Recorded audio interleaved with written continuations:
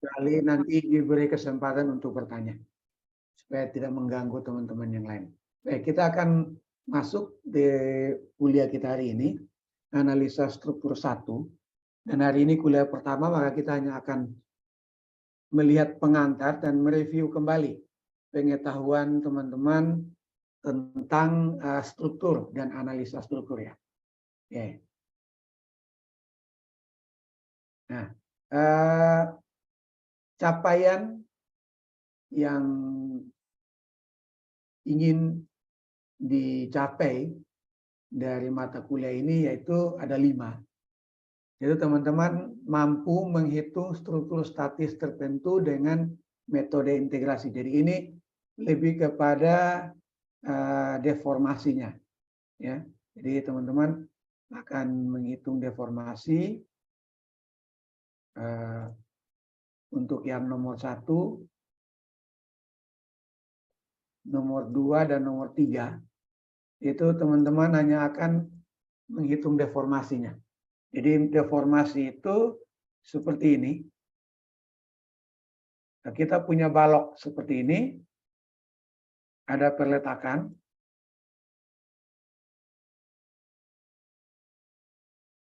Maka balok ini dia akan melengkung seperti ini. Melengkung. Nah, ini yang kita sebut dengan deformasi. Jadi untuk nomor 1 dan nomor 2 itu teman-teman akan menghitung deformasi dari struktur statis tertentu dengan 3 metode. Metode integrasi, metode superposisi, dan conjugate beam. Oke. Lalu setelah meet ini saya akan selesaikan dalam 7 pertemuan. Lalu kita akan meet semester.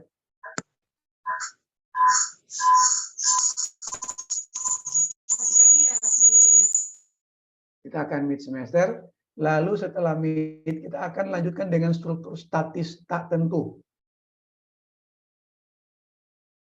Ini kita akan menghitung gaya-gaya dalamnya seperti pada statika, tetapi khusus untuk struktur statis tak tentu, kita gunakan 2 metode ini.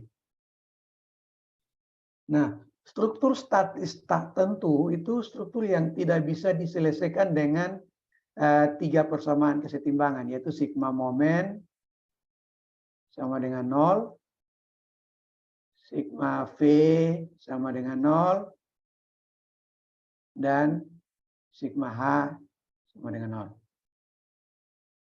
Kalau di statika kemarin, teman-teman menyelesaikan struktur statis tertentu dengan 3 persamaan ini, maka untuk struktur statis tertentu itu tidak bisa. Maka kita akan menggunakan cara yang berbeda, yaitu metode-metode ini. Nah, apa itu metode? Bagaimana caranya itu? Nanti kita akan pelajari setelah mid semester. Oke, itu capaian dari mata kuliah kita. Nah, ini aturan kita. Aturan kita akan kuliah daring dengan menggunakan Zoom. Nanti setiap hari Kamis malam atau Jumat pagi saya akan kasihkan link Zoom-nya. Semua informasi itu hanya lewat ini ya, grup WA ya. Jadi kalau ada informasi lain selain dari grup WA itu jangan, itu harus diklarifikasi. Lalu saya sarankan teman-teman menggunakan laptop. Karena kalau menggunakan HP itu terlalu kecil. Jadi kalau memang teman-teman belum punya laptop, bisa berkoordinasi dengan teman yang punya dan bisa berkumpul di satu tempat. Ya.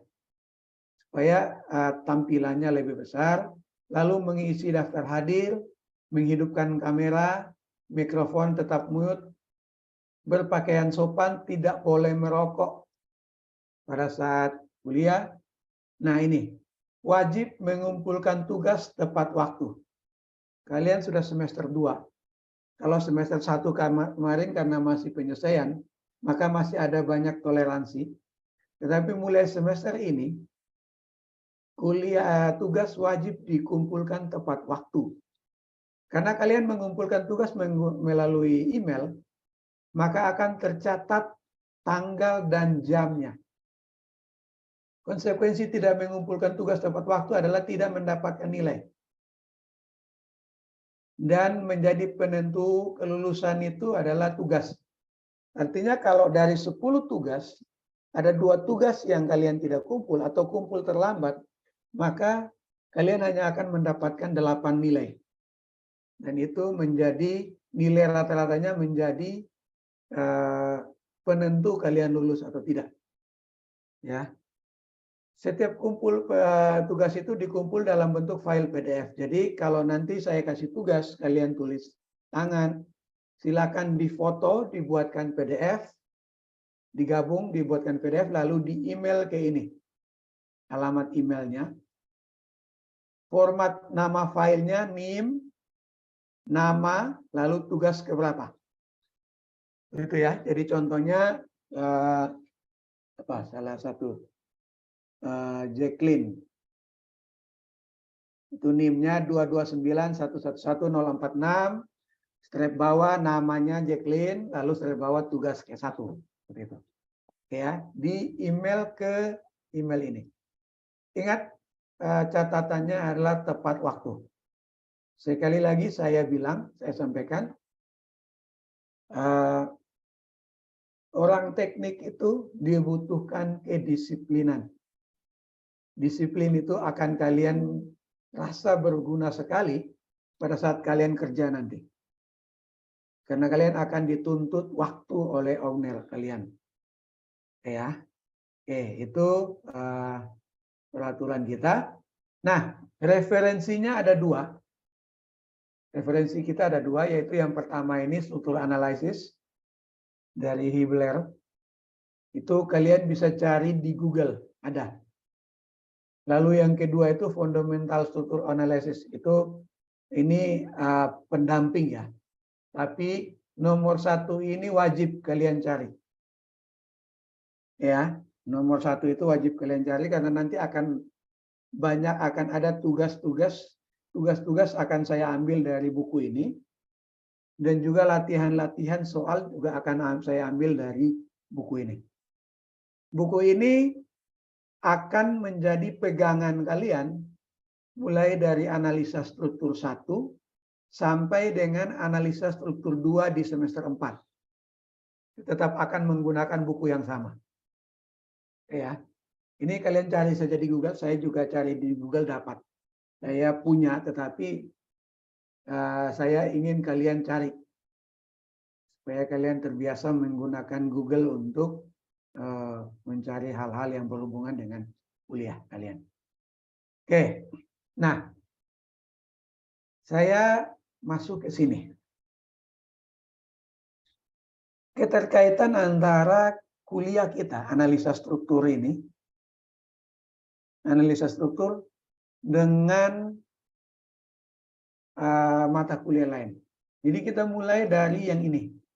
Dasar pertama adalah ilmu, dasar dari sains, yaitu matematika, fisika. Karena di sini nanti kita akan belajar tentang hukum Hooke, tegangan dan regangan, gaya dan lain-lain. Lalu dari situ kita teman-teman masuk ke ini statika dan mekanika bahan. Mekanika bahan ini nanti teman-teman akan dapatkan di mata semester 3. Dari statika dan mekanika bahan kita masuk ke analisa struktur. Analisa struktur ini ada 2. Analisa struktur 1 di semester 2 dan nanti analisa struktur 2 itu di semester 4. Oke. Analisa struktur ini suatu ilmu yang mempelajari perilaku daripada struktur pada saat bekerjanya beban. Kalau kalian masih ingat kuliah kita di statika kemarin, prinsipnya adalah suatu struktur itu akan stabil kalau gaya yang bekerja bisa dilawan oleh reaksi. Jadi aksi sama dengan reaksi. Nah, itu kalian akan pelajari di dalam analisa struktur. Oke. Lalu setelah analisa struktur kalian akan masuk pada mata kuliah perancangan. Entah itu beton atau baja. Jadi perancangan ini akan menggunakan hasil dari analisa struktur. Jadi kan di analisa struktur itu kan kalian menghitung momen, gaya lintang, gaya normal.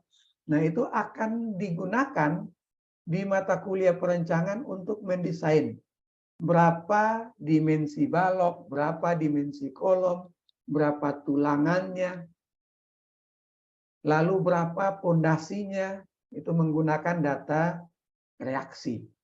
Setelah itu kalian akan nanti di semester 5, kalian akan dapat mata kuliah dinamika struktur dan teknik gempa.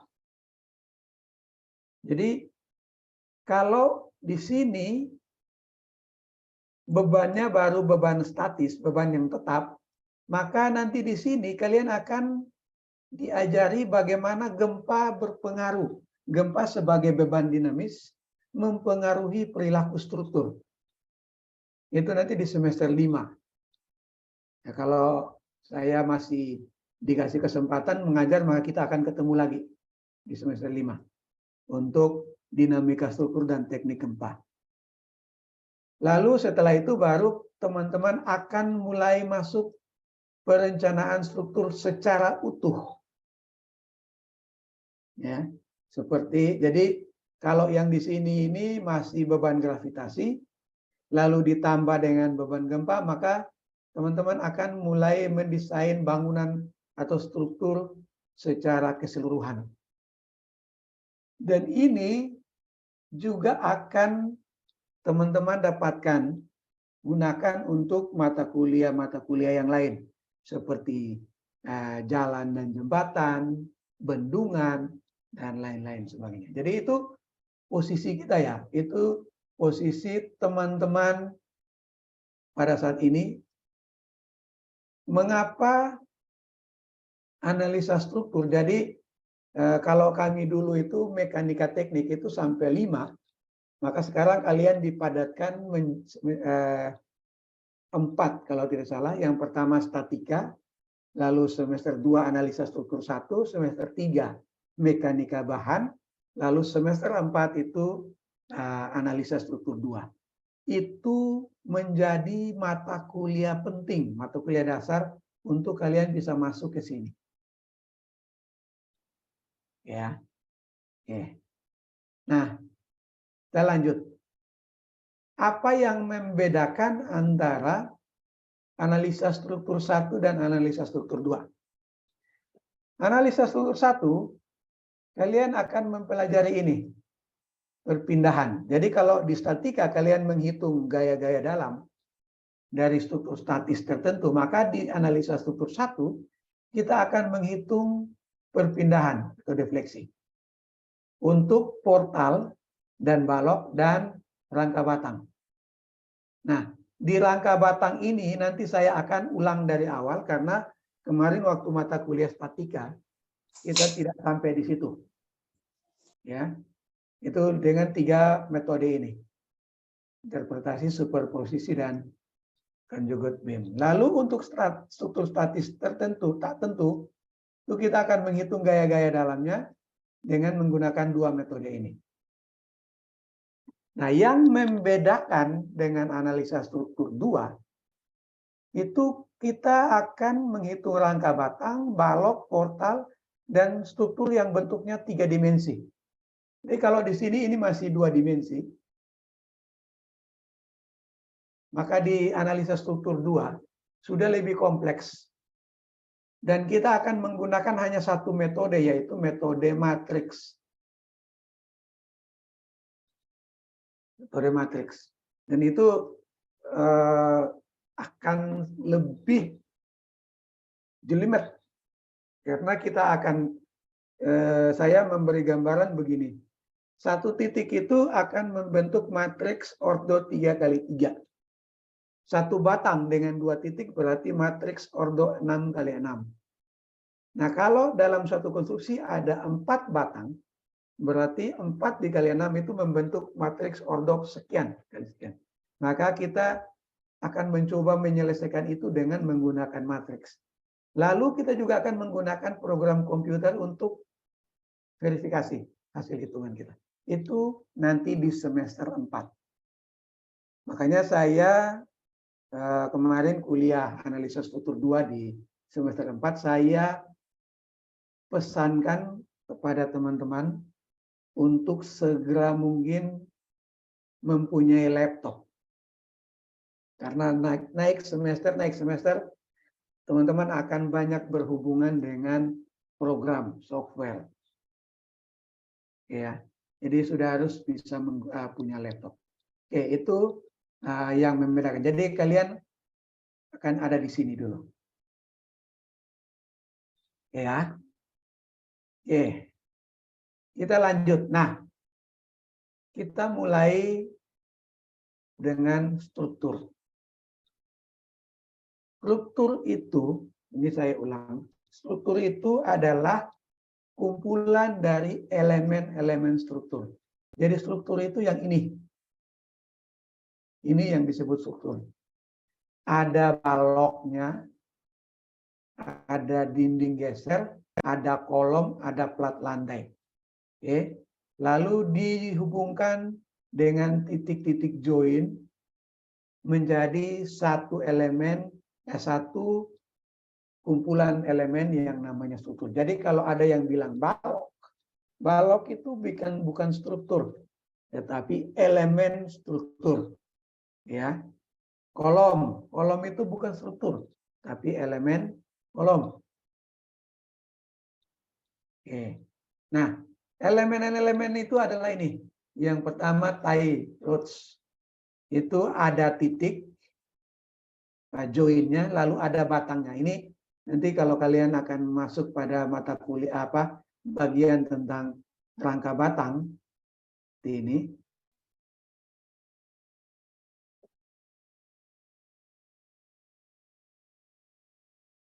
Nah, yang ini disebut batang, lalu yang ini yang kita sebut rod atau joinnya. Nah, untuk elemen struktur ini, dia hanya mampu menahan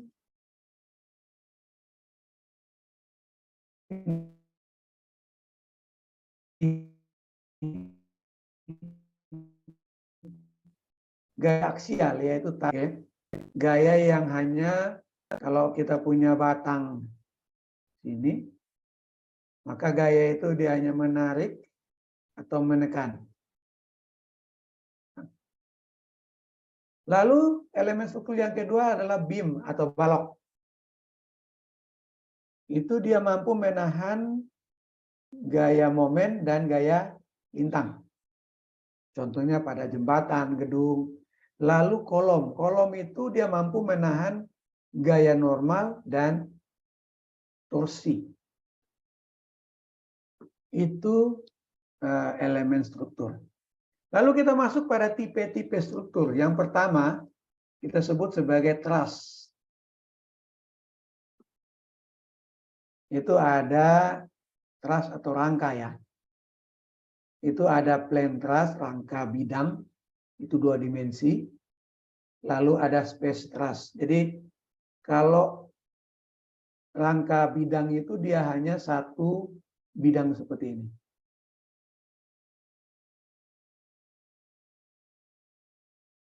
Kalau hanya satu bidang kita sebut sebagai rangka bidang atau rangka truss 2 dimensi. Kalau sudah ada seperti ini, maka kita sebut sebagai 3 dimensi. Jadi yang ini ada gaya batang yang ke sana, ada batang yang ke join ini, ada batang yang ke sini dan ke sini. Ini kita sebut sebagai rangka ruang atau space truss. Itu modelnya 3 dimensi. Nah, sistem struktur ini akan kita pelajari dan akan kita hitung dan akan kita lihat responnya seperti apa. Oke. Lalu sistem struktur yang kedua yaitu kita sebut sebagai kabel atau pelengkung.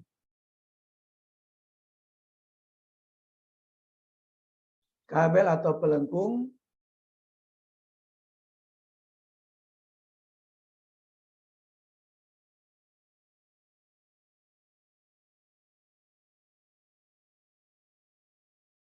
kabel atau pelengkung. Jadi sistem kabel itu biasanya ada di sini, di jembatan. Jadi di sini ada tiangnya, ada tiang, lalu nanti dihubungkan dengan kabel-kabel untuk menahan gelagar di jembatan. Ini di Indonesia yang saya pernah lihat itu di Batam. Lalu yang kedua struktur pelengkung. Ini ada gelagar dan platnya. Dia ditahan oleh pelengkung ini. Jadi pelengkung ini yang menahan dia, lalu dihubungkan dengan kabel-kabel ke bawah. Nah, itu struktur pelengkung. Jadi struktur kabel dan pelengkung ini memang paling banyak ada di jembatan. Nah ini kalau ini kayaknya jembatan di Papua, kalau tidak salah itu sudah ada. Oke. Lalu yang kedua yang kita sebut frame. Portal biasa, frame 2 dimensi berarti modelnya seperti ini. Dia hanya portal, ada balok dan kolom. Kalau space frame itu dia seperti ini. Jadi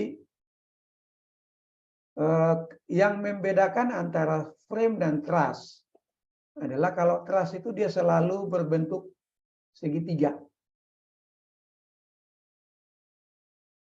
Join-joinnya selalu berbentuk segitiga, batang-batangnya selalu berbentuk segitiga. Kalau frame itu tidak. Dan joinnya selalu rigid. Itu tipe-tipe struktur. Nah ini kalian bisa pelajari di internet banyak, di buku yang menjadi pegangan kita juga banyak.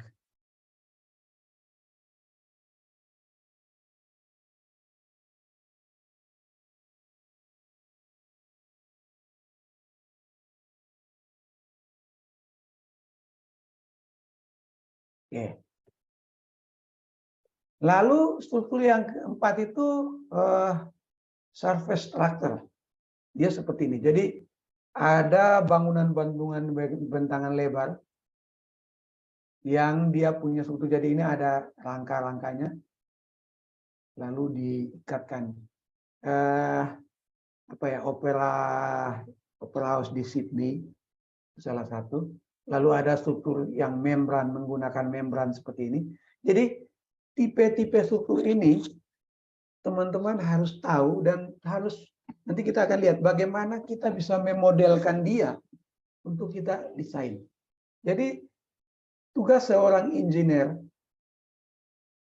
adalah bagaimana dia bisa melihat rencana dari arsitek, lalu dia memodelkan di software. Salah memodelkan maka salah juga hasilnya. Gitu. Ini kalian masih ingat waktu kuliah saya di awal dulu, saya sampaikan bahwa software itu ada berlaku hukum GIGO. Garbage in, garbage out. Yang masuk sampah, yang keluar sampah. Maka sebagai engineer ini yang akan kalian pelajari. Bagaimana kalian bisa memodelkan ini, memodelkan struktur ini menjadi model matematis dan dianalisis. Oke. Nah, kita masuk pada bagian yang berikut yaitu beban. Ini juga sudah sempat saya sampaikan, yaitu ada beban mati. Ada beban mati, yaitu beban yang terjadi akibat berat sendiri. Struktur. Ini ada dead load atau biasanya disimbolkan dengan DL. Lalu life load, beban hidup, itu beban yang jadi akibat aktivitas. Jadi seperti ini ada aktivitas manusia dan furnitur di dalamnya. Lalu ada beban gempa, earthquake load, itu terjadi di sini. Jadi pada saat gempa itu ada getaran, seperti ini. dan getaran itu akan mengakibatkan beban di titik lantai seperti ini. Lalu ada beban angin. Beban angin itu dia akan bergerak seperti ini. Ini kita sebut sebagai angin tekan. Lalu dia akan melewati bangunan dan dia turun ke sini, dia akan beralih menjadi beban angin isap. Oke. Jadi kalau di sini positif, maka yang ini negatif. Nah,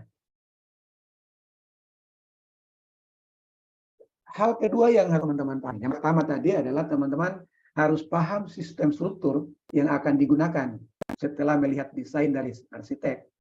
Maka hal kedua yang harus teman-teman pahami adalah teman-teman harus bisa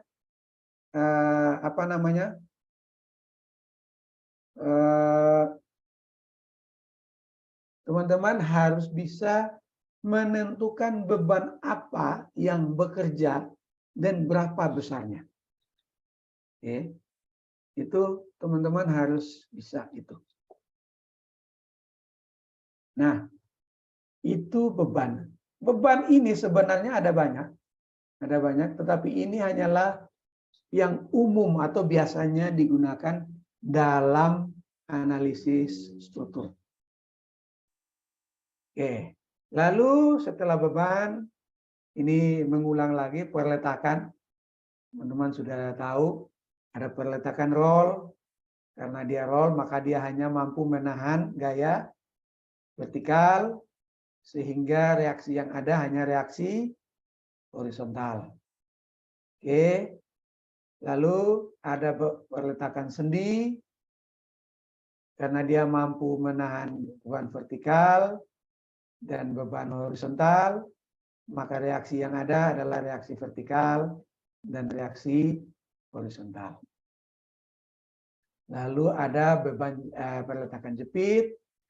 Ini dia mampu menahan vertikal, horizontal, dan momen. Maka reaksi yang bekerja pada ini juga sama, vertikal, horizontal, dan momen. Oke, ini saya kira kalian sudah paham itu. Nah, ini yang saya bilang tadi, teman-teman. Seorang engineer, dia harus bisa melakukan ini. Yang disebut idealisasi struktur. Dia harus bisa memodelkan struktur yang real menjadi model matematis. Seperti ini. Untuk bisa dihitung. Misalnya, nih ya, saya kasih contoh. Sini. Di sini struktur yang realnya ada balok kolom WF dan balok WF.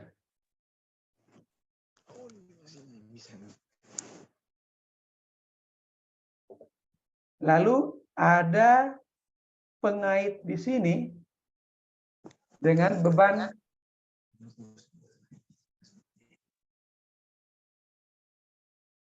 beban sebesar F. Ini struktur real. Ini biasanya di pabrik-pabrik. Nah, untuk bisa menghitung atau memasukkan ke dalam software, kalian harus bisa memodelkan seperti ini. Jadi dimodelkan seperti ini. Ada frame di sini dan ada ini. Kalian harus tahu ini perletakannya apa. Oh, ternyata dia jepit. Oke. Lalu di sini jepit juga. Lalu sejarak 3 meter ada beban yang besarnya F. Ini yang nanti kalian akan modelkan. Kita lanjut ke struktur yang lebih rumit. Ini. Di sini ada kolom. Ada platnya. Dan ada balok. Nah, kita memodelkannya seperti ini. Oh, ini ada kolom di titik ini, di titik ini. Lalu ini ada balok-baloknya. Lalu ini ada plat.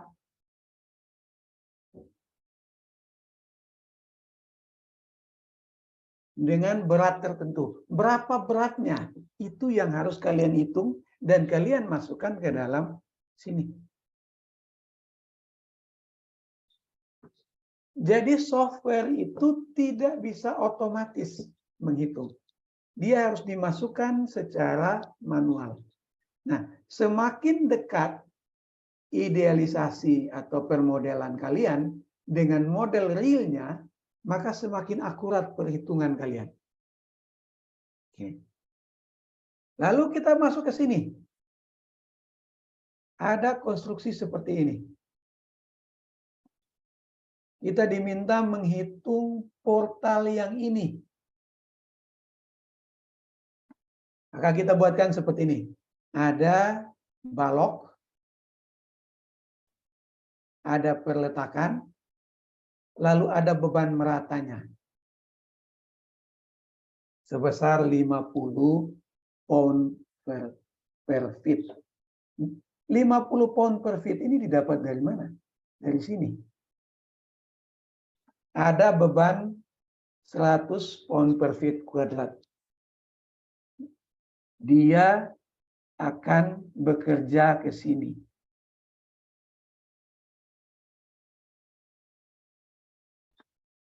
Nah, bagaimana distribusi bebannya, bagaimana menghitungnya, itu yang harus kalian tahu, teman-teman tahu. Karena begitu salah menginput ini, maka desain teman-teman salah. Oke. Nah, yang berikut, misalnya yang ini. Lalu teman-teman diminta menghitung portal yang ini. Maka teman-teman harus memodelkan seperti ini. Ada perletakan, ada balok, lalu ada beban. Beban di sini diakibatkan jadi karena port apa yang kita hitung adalah balok ini. Oke. Maka balok ini dihitung menjadi beban titik ini. Lalu yang di tengah ini dari balok ini. Dan yang ini dari balok ini. Ya. Nah, bagaimana bisa dapat ini? Itu yang harus teman-teman pelajari. Itu harus teman-teman pelajari. Ya, mudah-mudahan kita punya waktu cukup. Nanti saya akan coba beri 1-2 contoh untuk menghitung ya. Mudah-mudahan kita punya waktu cukup untuk itu. Oke, itu idealis. Jadi sudah ada 3 hal yang penting ya. Yang pertama, teman-teman harus tahu tipe struktur teman-teman itu apa. Yang kedua, harus tahu beban yang bekerja itu apa. Dan yang ketiga, teman-teman harus bisa memodelkan struktur yang real menjadi model matematis untuk dianalisis baik secara manual maupun menggunakan software. Sekali lagi, kalau 3 hal ini salah, maka output yang teman-teman hasilkan itu juga salah. Dan kalau salah menghitung, konsekuensinya adalah bisa terjadi kegagalan konstruksi. Oke. Jadi ini menjadi tanggung jawab berat dari seorang engineer. Ya, ini jadi tanggung jawab berat dari seorang engineer. Oke. Nah, saya kembali ke sini. Ini persamaan kesetimbangan. Saya kira ini teman-teman sudah tahu. Saya hanya mau bilang begini, kalau yang teman-teman kenal itu sigma H sama dengan 0, itu untuk sigma gaya-gaya horizontal, sigma V itu sigma gaya-gaya vertikal, sigma momen itu adalah sigma gaya-gaya momen, maka ada referensi-referensi lain yang menulisnya seperti ini. Sigma Fx. F ini untuk gaya, dan X ini menunjukkan sumbu. Lalu sigma Fy dan sigma M0. Ini sama, ya.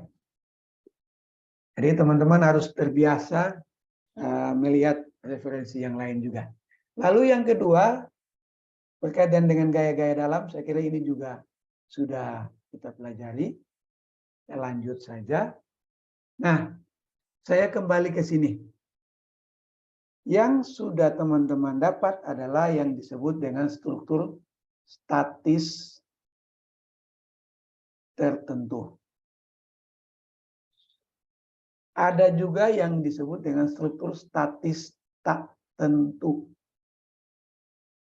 Bagaimana cara membedakan? Ini rumusnya. R ini adalah reaksi. N ini adalah jumlah elemen struktur. Jadi kalau reaksi sama dengan 3 kali jumlah elemen struktur, maka kita sebut sebagai struktur statis tertentu.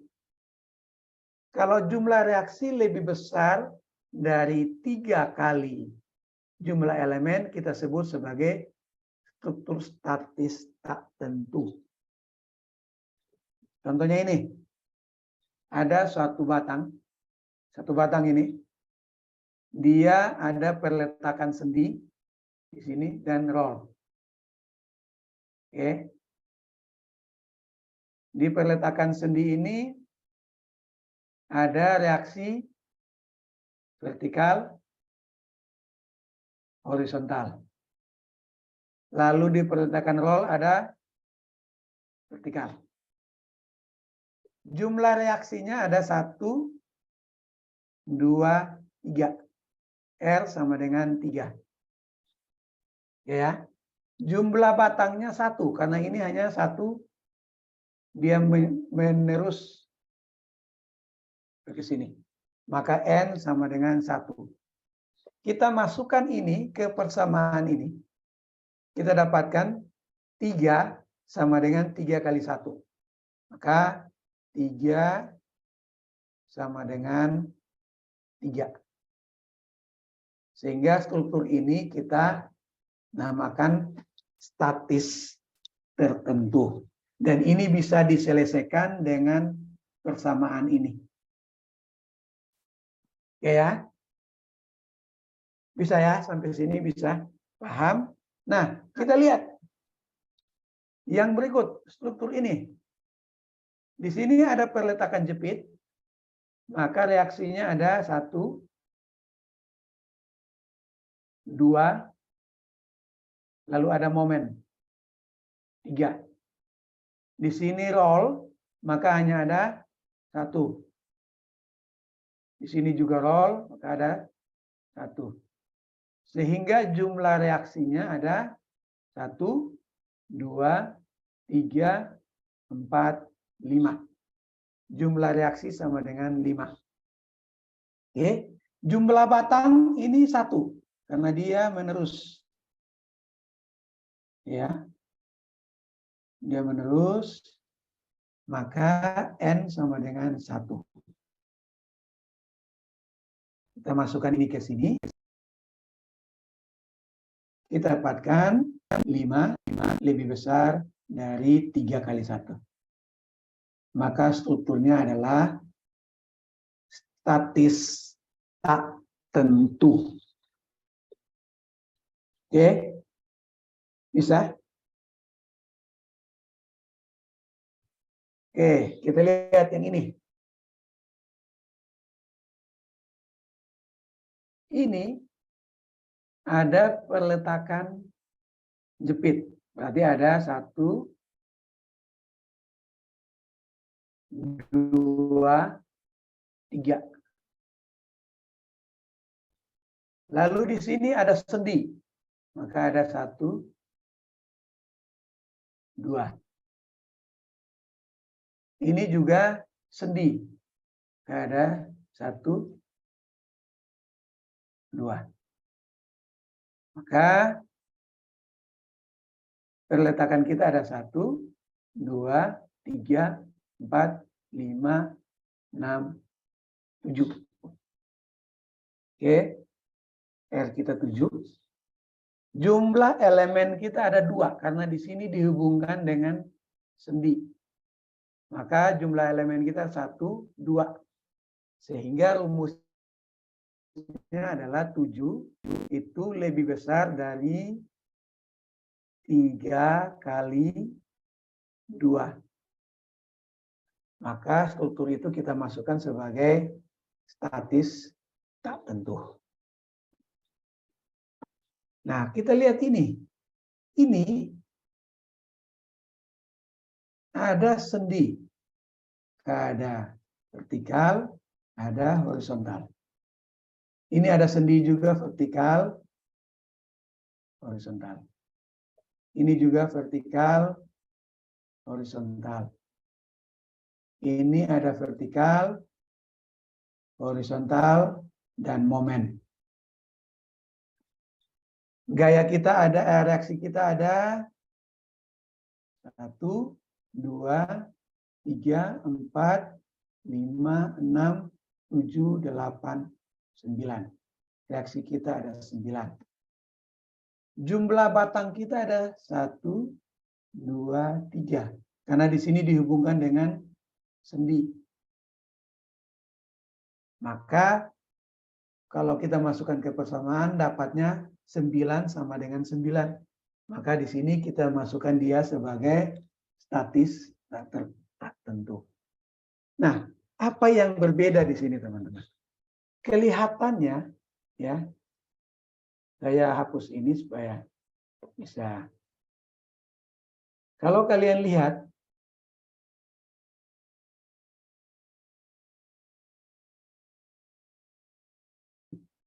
ya kan? Tetapi dia masuk dalam statis tertentu. Karena batang ini bisa dihitung dengan persamaan kesetimbangan yang ini. Kalian masih ingat di statika balok seperti ini? Lalu ada sendi di sini. Ya. Itu diselesaikan dengan cara kita membagi menjadi 2 kan? Satunya begini. Lalu satunya menjadi seperti ini. Ya. Nah, ini juga sama. Ini kita bisa membaginya menjadi 3, yaitu satunya seperti ini. Lalu satunya sendi. Lalu satunya cantilever seperti ini. Ya, jadi hal keempat yang kalian harus tahu, suatu struktur walaupun kelihatannya konfigurasinya rumit seperti ini, tapi kalau dihitung dia bisa masuk pada statis tertentu. Ya, jadi kuncinya adalah di sini. Kalau jumlah reaksi sama dengan jumlah 3 kali elemen, maka kita masukkan sebagai statis tertentu. Kalau jumlah reaksi lebih besar dari 3 kali jumlah batang, jumlah elemen kita masukkan dengan statis tak tentu. Kalau statis tertentu bisa diselesaikan dengan persamaan kesetimbangan. Kalau statis tak tentu tidak bisa. Ya. Nah, sampai di sini mungkin ada teman-teman yang mau bertanya. Saya persilakan. bisa ikut untuk yang ini? Bisa, teman-teman? Bisa, Pak. Pak. Oke. Bisa, Pak. Baik. Bisa, Pak. Kalau gitu kita lanjut ya.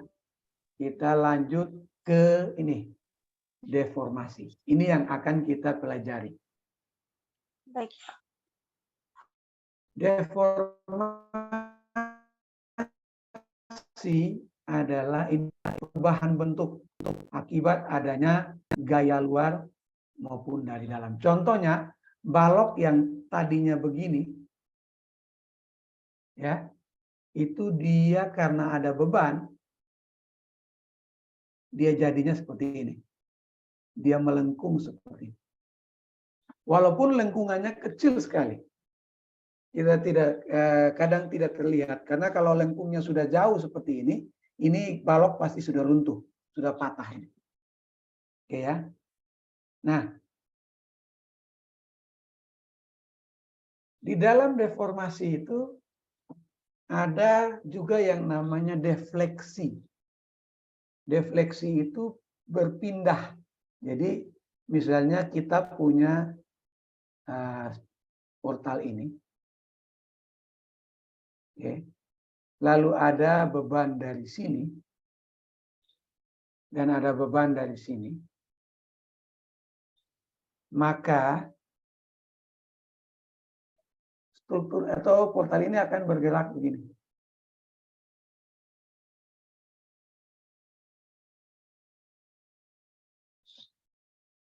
Nah, ini yang kita sebut dengan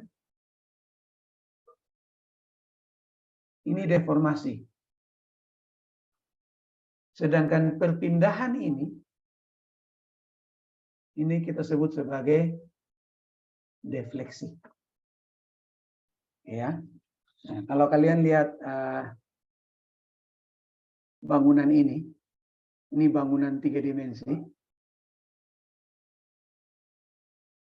Jadi dalam satu bangunan 3 dimensi itu selalu ada deformasi dan selalu ada defleksi seperti ini. Ya, nanti di akhir saya akan coba tunjukkan animasinya kepada kalian ya. Oke, nah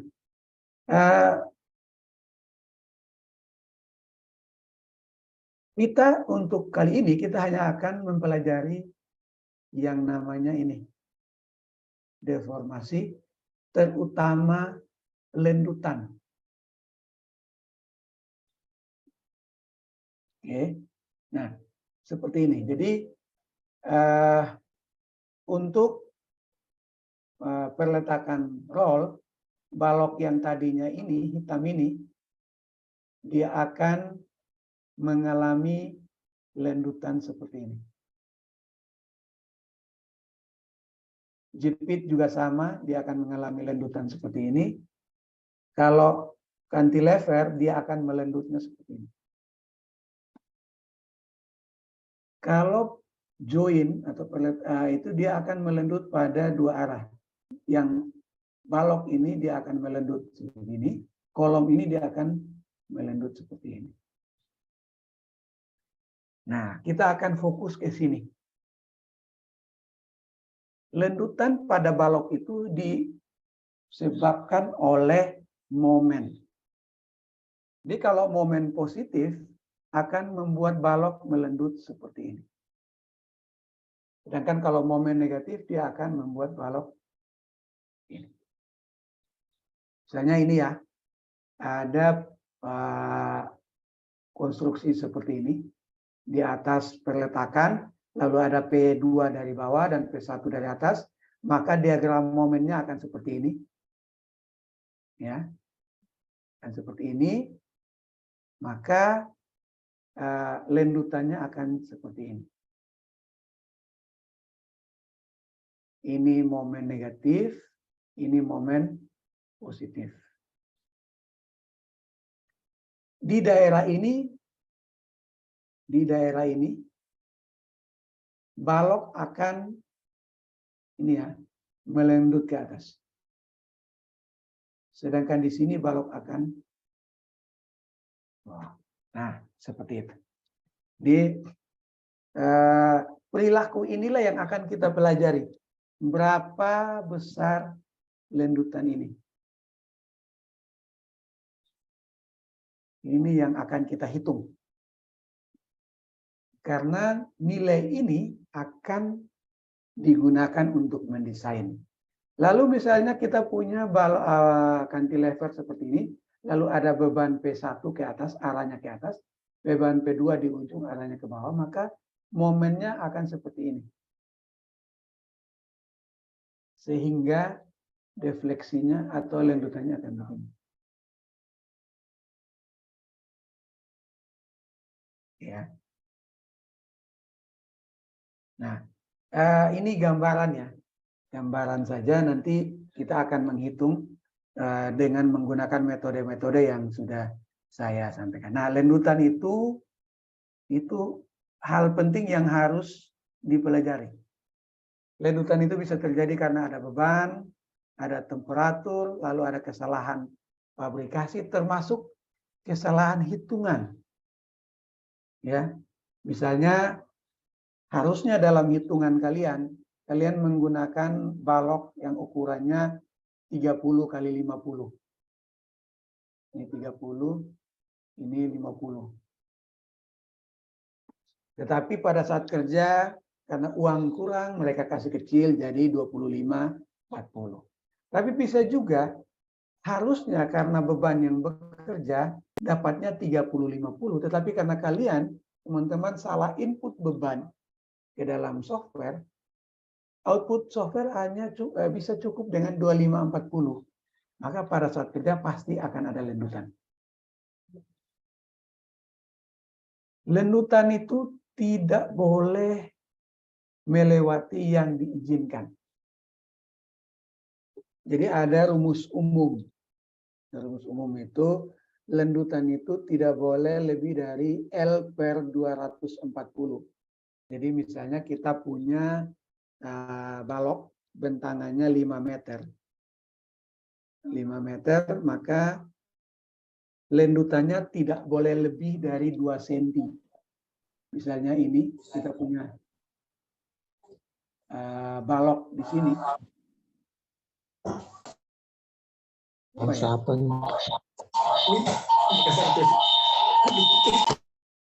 Kita punya balok di sini, kita punya balok ini.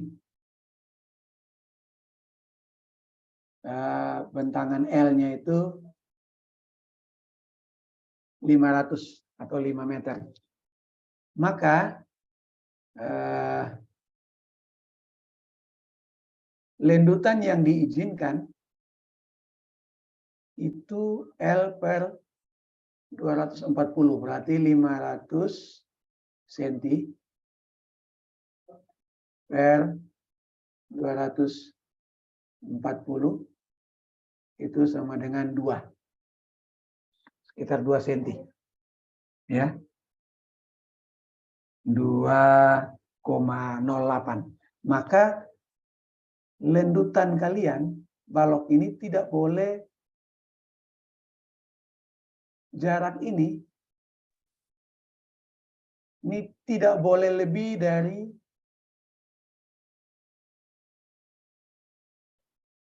tidak boleh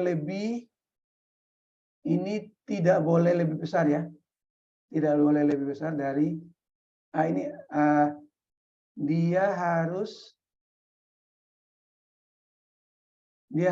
lebih kecil dari 2 cm. Tidak boleh besar. Nah, kalau kalian menghitung mendapatkan lebih dari 2 cm, maka harus diperbesar dimensinya. Itu yang akan kita pelajari. Semua untuk kita menghitung lendutan, asumsinya ini. Material kita elastis linear. Jadi teman-teman, ini Zoom ini saya rekam ya. Jadi nanti saya akan kasihkan rekamannya. Oke? Supaya teman-teman bisa melihat ulang. Nah, yang disebutkan dengan elastis linear seperti ini. Elastis linear itu ada gaya. Jadi suatu benda yang kita mau lihat itu, dia akan bertambah panjang linear, membentuk garis linear dengan pertambahan panjang gaya. Dia akan terus, kalau dikasih gaya terus, dia akan terus, sampai pada suatu saat dia masuk pada kondisi plastis. Jadi kalau elastis itu, kalian bisa membayangkan seperti karet. Ya. Waktu karet kalian tarik, begitu lepas dia akan kembali. Itu dia elastis. Tapi pada saat kalian tarik terus, sampai pada saat karet itu tidak lagi mampu menahan gaya tarik, dia akan putus. Kalaupun dia tidak putus, dia akan melar ya. Dia tidak akan kembali kepada bentuk sebelum. Jadi seperti ini. Kita punya pegas ya. Lalu kita tarik. Begitu kita lepas, pegas ini akan kembali seperti semula. Ya. Tetapi ada saatnya kalau dia terus ditarik, maka dia akan, kalau ini kondisi sebelumnya, maka dia akan mempunyai kelebihan panjang. Ya, kelebihan panjang. Nah, kalau kalian tarik lagi terus, maka dia akan masuk sampai di sini, daerah ini. Di mana dia tidak lagi mampu dan dia putus. Nah, kita akan menghitung lendutan dengan asumsi ini. Material kita masih dalam kondisi elastis. Sehingga kalau begitu beban dilepas, dia akan kembali. Dan untuk itu dia akan berlaku hukum ini, hukum Hooke. Hukum Hooke itu seperti ini. Gaya itu sama dengan kekakuan dari konstanta dikali dengan perpindahan. Maka kalau kita punya gaya kita tahu, kekakuan kita tahu, maka kita bisa menghitung perpindahannya. Oke.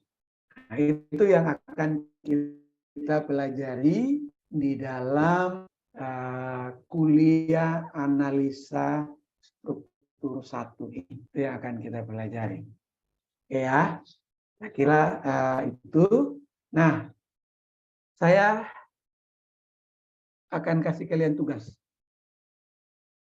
Ya, saya akan membiasakan kalian untuk sekarang mulai membaca referensi.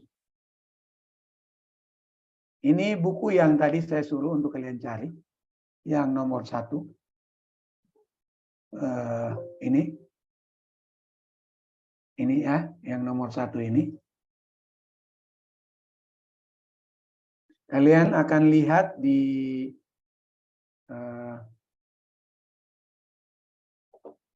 bab 2. Bab 2 itu pemahaman tentang analisa struktur. Termasuk yang tadi saya sampaikan tentang statis tertentu dan tak tertentu. Itu ada 5 subbab. Ini menjadi tugas kelompok 1 kelas A. Silakan dengan dikoordinir oleh ketuanya, 5 bab ini ada sekitar 30-an halaman, dibagi ke masing-masing kelompok dan diterjemahkan, ya, diterjemahkan. Lalu bab 4 yang terkait dengan gaya-gaya dalam itu juga ada 5 subbab, jumlah halamannya sama sekitar 30-an. Itu untuk kelas B. Ya, untuk kelas B. Silakan diatur, kalian kan satu orang ada satu kelas kan sekitar 30 ya. Jadi bisa dibagi, mungkin satu orang menerjemahkan 1 halaman. Terus nanti tulis tangan dan dikumpulkan secara kelompok. Jadi saya hanya akan dapat 2 tugas. Jangan lupa tuliskan nama dan NIM-nya di cover ya. Jadi nanti gambar-gambarnya kalian print atau copy, kalian gunting lalu ditempel di dalam tulisan tangan itu. Oke. Jadi kalau gambar-gambarnya tidak usah digambar, cukup kalian print lalu gunting lalu kalian tempelkan di tulisan tangan kalian. Ya, terserah. Kalian mau masing-masing tulis lalu dijilid jadi satu, menjadi satu tugas silakan, atau nanti terjemahkan lalu ada satu orang yang tulis silakan. Itu masing-masing kelompok silakan diatur. Saya berharap tulisannya yang baik ya. Lalu setelah itu dibikinkan PowerPoint-nya.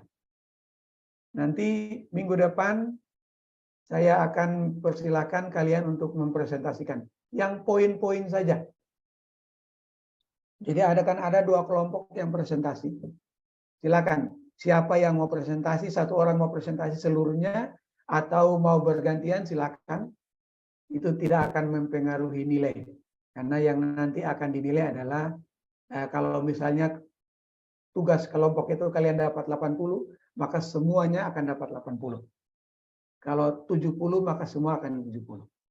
Ya, seperti itu. Jelas ya tugasnya?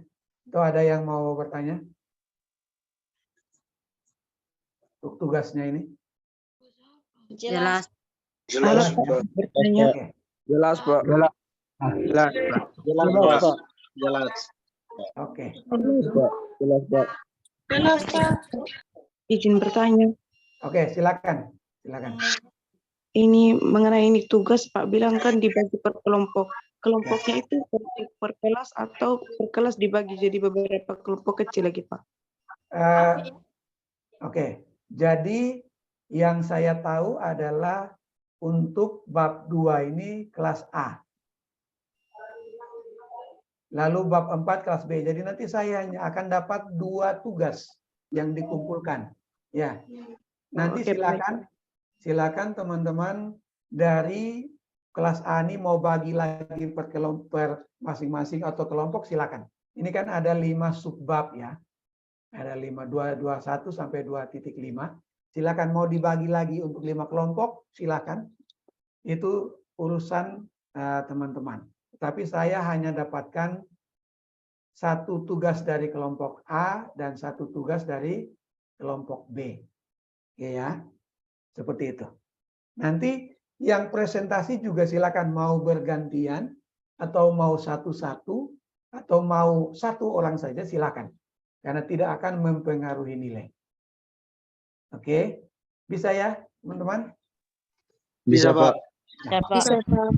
Bisa, Pak. Bisa, Pak. Bisa, Pak. Nah, saya kenapa mewajibkan teman-teman untuk mulai bisa membaca khususnya referensi-referensi dalam bahasa Inggris. Karena banyak referensi kita di teknik itu dalam bahasa Inggris. Lalu yang kedua, teman-teman saya biasakan untuk mulai mempresentasikan.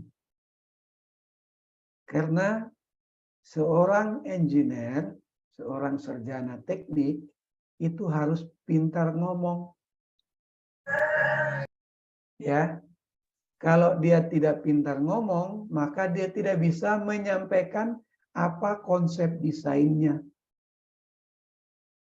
Oke, jadi mulai sekarang saya akan biasakan teman-teman untuk pertama membaca dan menerjemahkan, lalu yang kedua presentasi. Akan ada tugas-tugas yang seperti itu. Selain tugas-tugas kita mengerjakan latihan-latihan soal. Tapi akan ada tugas-tugas yang membaca referensi, menerjemahkan, dan mempresentasikan. Oke ya? Oke? Oke, Pak. Saya kira itu. Ada yang mau bertanya? Ada yang mau bertanya? Tidak ada? Tidak, Pak. Oke, Pas, Pak, jelas. baik. Baik, Pas, kalau Pak. tidak ada yang bertanya, ini sudah 49 orang dari jumlah total kalian 50-an ya. Oke. Ya, Pak. Saya minta sekali lagi, mohon dihidupkan kameranya untuk saya screenshot untuk oke. Ya. Tuh.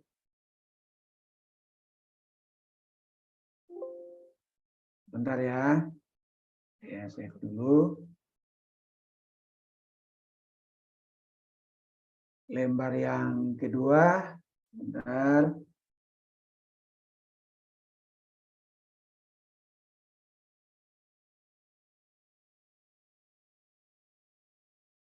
Nah, kalian akan dinilai dari ini. Saya akan harus mempertanggungjawabkan, walaupun tidak menjadi bagian dari kelulusan, tetapi saya harus mempertanggungjawabkan bahwa memang saya ada kuliah sebanyak sekian kali. Oke, sudah. Terima kasih teman-teman. Kita ketemu lagi untuk pertemuan minggu depan. Dan siapkan diri baik-baik. Siapkan juga mental, karena saya mau bilang bahwa kita akan sedikit pusing. Kalau kemarin statika kalian sudah pusing, ini pasti akan lebih sekitar 2-3 kali lipat pusingnya dari statika kemarin. Nanti di analisa struktur 2, kalian mungkin akan 10 kali lipat dari statika. Tetapi kalau kalian bisa mengikutinya dengan senang, tidak usah stres, pasti saya yakin kalian. Lalu yang terakhir, saya mau bilang bahwa kuliah ini bukan untuk saya, ya. Kuliah ini untuk kalian. Kehadiran pun saya tidak pentingkan. Contohnya di sini hanya ada 48 orang yang hadir. Dengan mudah-mudahan ada yang berkelompok ya. Tidak apa-apa.